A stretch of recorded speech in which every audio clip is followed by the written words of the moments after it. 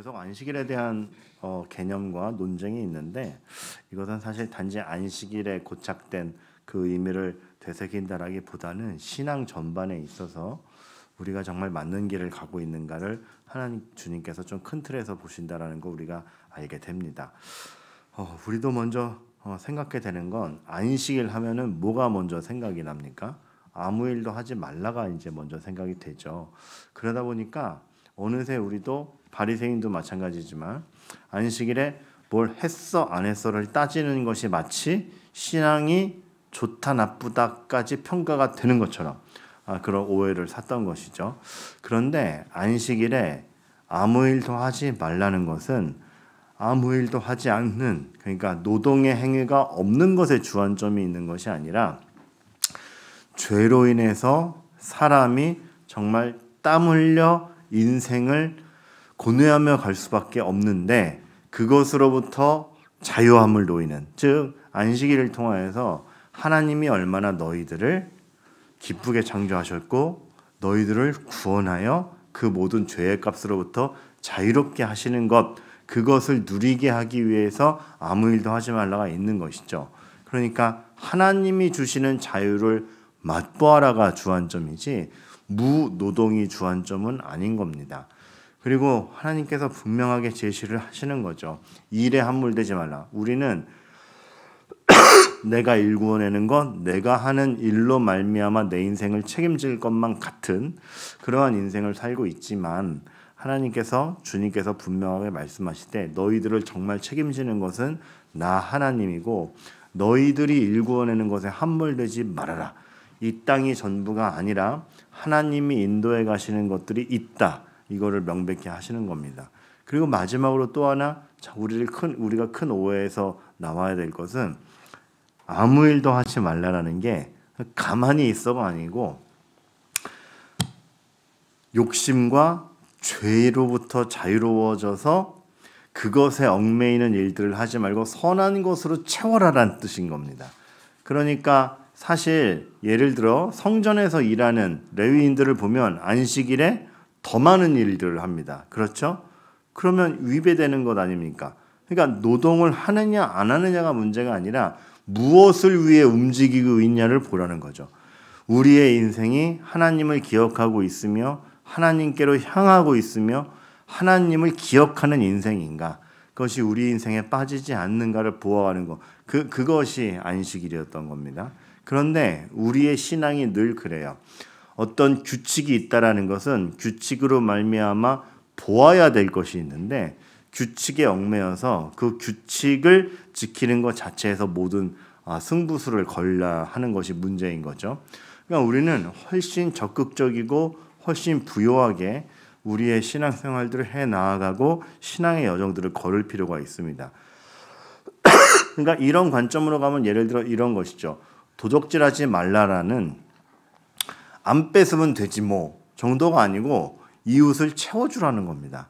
그러니까 모든 계명들은 안 하면 되죠. 경계선 그어놓고 이 선 안 넘어가면 돼로 그 신앙이 결부되는 것이 아니라 왜 이 경계선을 그어놨는가? 그 안 넘어간다라는 의미가 무엇인가? 여기에 넘어가지 않고 그럼 하나님의 방향으로 간다라는 것은 무엇인가를 생각하는 것이 모든 계명이요 규칙인 겁니다.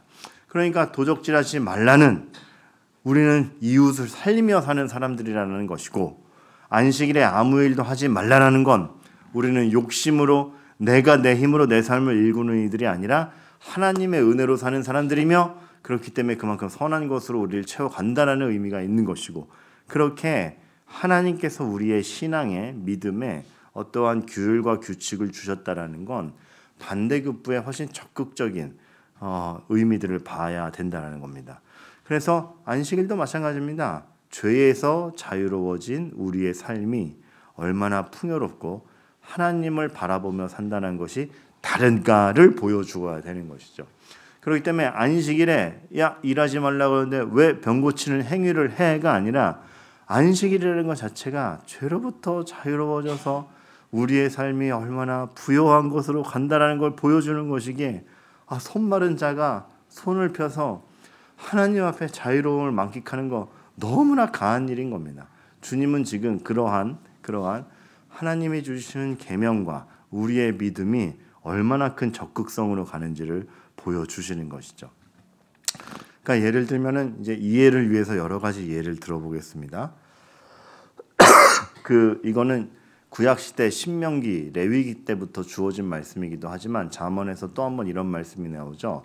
네 손조가 세운 지계석을 옮기지 말라.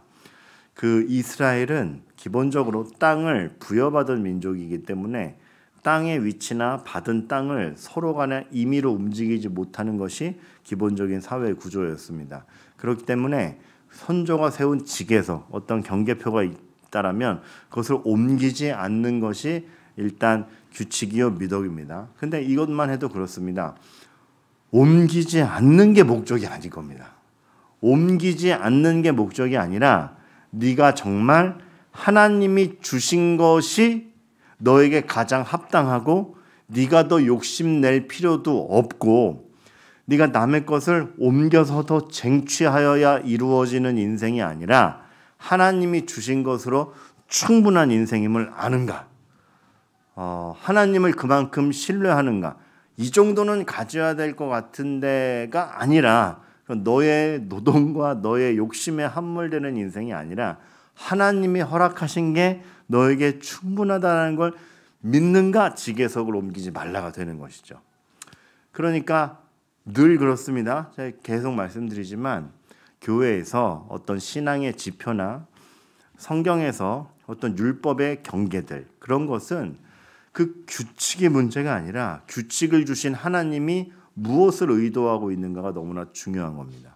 그래서 제가 십계명을 시작할 때 그거 굉장히 중요하다 그랬죠. 십계명 자체가 중요한데 초반에 인사말이 나오는 걸 꼭 기억하라 그러지 않았습니까? 하나님이 이 자기소개로 시작하는 것. 나는 너를 애굽 땅 종되었던 곳에서 인도하여 낸 내 하나님 여호와니라에서 십계명을 시작합니다.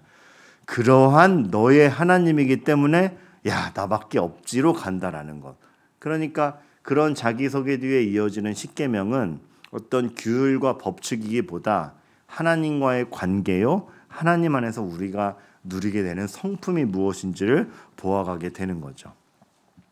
다윗이 왕이 되다. 왕자를 차지하는 게 문제가 아닌 겁니다. 다윗의 인생을 보면 왕좌를 차지하고 그 정권을 획득하는 게 목적이었으면 하나님이 단번에 어차피 사울은 이미 하나님의 마음에서 폐위되었고 다윗에게 싹 줘버리면 되는 거였습니다. 근데 그게 문제가 아니지 않습니까? 죄에서 자유로워진 사람은 뭐가 다른가? 왕이 된다라는 게 단지 권력을 차지하는 것이 아니라 하나님의 마음을 알며 하나님의 다스림을 위임받은 자이며 하나님의 뜻을 펼쳐가는 게 왕이구나를 알아가는 거죠. 그래서 하나님께서 다윗을 그렇게 고생시킨 것이 괜한 고생을 시킨 것이 아니라 사람들로 하여금은 다윗을 보게 하는 거죠. 저 사람은 단지 권력을 쟁취하기 위한 사람이 아니구나. 자기 목숨의 위협 속에서도 기름 부음 받은 자라고 자기를 죽이려는 사울을 살리는 것을 보니 저 다윗이라는 사람은 왕위를 차지하는 것보다 그를 통해 보이는 하나님이 있더라. 이거 보는 것 아닙니까?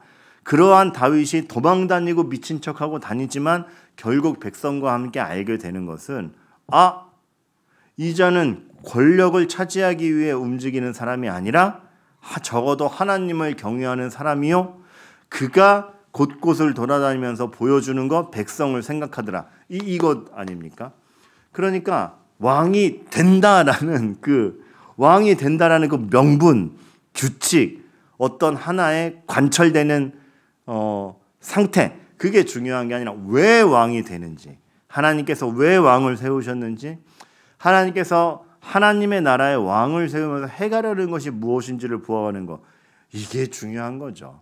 근데 우리의 삶으로 한번 싹 들이밀어 보겠습니다. 말하자면 우리는 왕이 되는 것에 관심이 있죠. 그러니까 왜 하나님이 왕을 세우시며 하나님이 왕을 세우신다라는 그 의미가 무엇인지 생각하기 전에 우리는 왕이 되는 것에만 관심이 있는 그러한 인생을 사는 게 아닌가. 예를 들어 솔로몬이 성전을 완성했다. 와, 의리의리한 거 잘 만들었다가 아니라 성전을 완성했기에 이제 제사장 나라로서 각국에 하나님의 이름을 떨칠 준비가 되었다가 돼야 되는 거죠. 우리는 너무 우리 눈에 보이는 것에 대한 어떤 결부됨, 차지함, 그리고 어떤 규칙을 완성함, 이런 것에 항상 빠지게 되는데 왜 그것을 하는가? 그것을 통해서 하나님이 보여지는가? 이게 우리 신앙이 돼야 된다는 겁니다. 그래서 사실 솔로몬을 완성한 뒤에 솔로몬의 기도가 그때까지만 해도 참 솔로몬이 제대로 파악을 했어요. 내가 이렇게 의리의리한 것을 지었다라는 자랑이 아니라 이제 이것을 만들었으니 저 먼 나라 섬에서라도 이것을 보고 하나님을 향하여 기도하게 하옵소서라는 정말 그 제사장 나라로서의 본질을 지켜가고자 하는 솔로몬의 마음이 있었다라는 것을 보면 우리는 무엇을 이루어냈다, 어떤 규칙을 지켰다 이런 명분으로 가는 게 아니라 죄에서 자유로워진 사람이 얼마나 풍요롭고 목적과 방향성이 다르며 우리를 통해서 하나님이 보여지는가. 이게 너무 중요한 요소인 겁니다. 그 예전에 아이패드가 처음 나왔을 때 이 얇은 패드에 책을 수십만 권 넣을 수 있다. 뭐 대단했죠. 실제로 저도 아이패드를 처음 샀을 때 막 책이 막 계속 들어가는 거예요. 막 이렇게 파일로 만들어가지고 그래가지고 저만 해도 제가 가지고 있던 논문과 책을 한 200개를 한꺼번에 넣고 이 200개가 한꺼번에 들어가 이걸 들고 다녔으면은 10권을 들고 다닐까 말까 하는데 200권을 갖다가 이렇게 한꺼번에 들고 요 얇은 패드 하나 이렇게 아이패드 어디 없어요? 이거 없어 보이네. 이거 근데 이렇게 얇은 거에 막 책이 몇백 권씩 들어가는 거 뭐 신기했죠. 근데 우리가 이제 거기서 제가 한 방 얻어맞은 게 있죠. 야, 내가 아이패드를 샀더니 한꺼번에 책을 200권 넣을 수 있더라. 책을 몇 권 넣느냐가 중요한 게 아니라 한 권이라도 빼서 읽는 게 중요한 거 아니냐. 이렇게 얘기하는 친구가 있었어요. 우리가 거기서 그런 것에서 우리가 오해를 하는 거죠. 몇백 권을 넣을 수 있다. 그게 중요한 게 아니라 그 책을 읽어서 내 것으로 만드는 게 중요한 거죠. 이 시대는 굉장히 규칙과 기능에 아주 첨단화된 시대입니다. 그러다 보니까 그 규칙과 기능으로 의미를 만들어내고 보여지는 것들이 있어야 되는데 그 의미와 그 지향점을 갖지는 못한 채 그 기술과 기능과 그 규칙을 가진 것에서 사람들이 다 만족을 해버립니다. 그러니까 예를 들면 우리의 신앙생활도 금식을 했다라는 게 만족이 아니라 왜 금식을 했는가?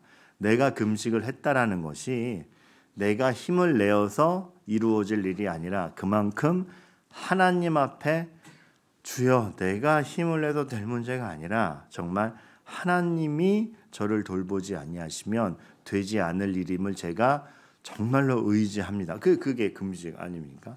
그러니까 우리의 모든 신앙 행위가 하나님을 바라보며 산다라는 건 무엇이 다른가? 그거 보여주는 거죠. 오늘 오전 부모 기도회 때도 에스더에 대해서 봤습니다. 에스더가 이제 결전의 날에 왕 앞에 나가려고 할 때 금식한다 그러지 않습니까? 그 금식이라는 것이 충성의 표요. 많이 굶는다고 기도 응답이 더 잘 된다. 그런 거 아닙니다. 왜 금식을 하는가? 그 절박함. 하나님 내가 먹어서 힘낸다고 해결될 일이 아닙니다. 하나님께서 돕지 않으시면 안 됩니다. 남들은 어떤 일을 하기 위해서는 오히려 더 먹고 힘을 낼 때 나는 오히려 에너지를 뺀다? 말이 안 되죠. 이것은 어떤 내 종교적 행위에서의 충성 표시가 아니라 그 몇 끼나 굶었대? 그 행위 자체가 나를 높이는 것이 아니라 그만큼 내가 하나님만 의지하고 있고 전적인 주의 은혜를 구합니다라는 표식. 그러니까 우리의 모든 신앙 행위라는 게 죄에서 자유로워진 사람이 하나님만 바라보며 살 때 어떤 부요함을 누리는가, 어떤 회복을 바른 지향점을 향하여 가는가 그렇게 되는 것이죠. 그 사람에게 이르시되 손을 내밀라 하시니 그가 내밀매 다른 손과 같이 회복하여 성하더라. 저는 교회에 온 누군가가 이러한 얘기를 들었으면 좋겠어요. 아, 교회에 왔는데 그 마음이 회복하여 성하더라. 교회는 규칙으로 증명되지 않습니다. 기능으로 증명되지도 않습니다. 규칙이 있다라면 그 규칙으로 말미암아 누가 어떻게 살아나느냐가 문제인 것이죠. 기도회가 있다가 문제가 아니라 그 기도회와 그 기도를 통하여서 누가 어떻게 살아나고 우리의 신앙이 어떻게 자라가느냐, 그것이 문제인 겁니다. 근데 굉장히 많은 경우 규칙과 규율, 모양으로 자기를 증명하려는 경우가 상당히 많습니다. 그리고 마치 그렇게 규율을 하나 쫙 놓고 규율대로 했어 안 했어를 찝어내면 마치 그 사람이 더 의롭고 그 사람이 더 높은 수준과 경지에 있는 것 같아지는 것이 실제이기도 합니다. 하지만 교회는 규칙으로 증명되지 않습니다. 하나님이 왜 그런 규칙과 규율들을 주셨는가? 그 이정표로 말미암아 하나님을 봐야 되고 그것으로 말미암아 누가 얼마나 살아나느냐, 얼마나 우리가 하나님을 바라보느냐에 교회의 진정한 본질이요 증명이 있는 줄 압니다. 언제라도 그러한 것들을 드러내시고 그러한 것들을 만들어내시고 우리가 교회의 됨이 무엇인가? 어떤 예를 들자면 주일 성수를 했다라는 규칙으로 증명되는 게 아니고 왜 주일 성수를 하는가? 왜 그렇게 전적으로 우리는 하나님 앞에 나올 수밖에 없는가? 그래서 출석을 했다가 아니라 그 출석하는 마음이 다른 것을 중단하고 이것에 매진할 정도로 왜 이것이 귀한가를 의미를 부여하며 나아갈 수 있는 저와 여러분들 되기를 간절히 바라는 것이죠.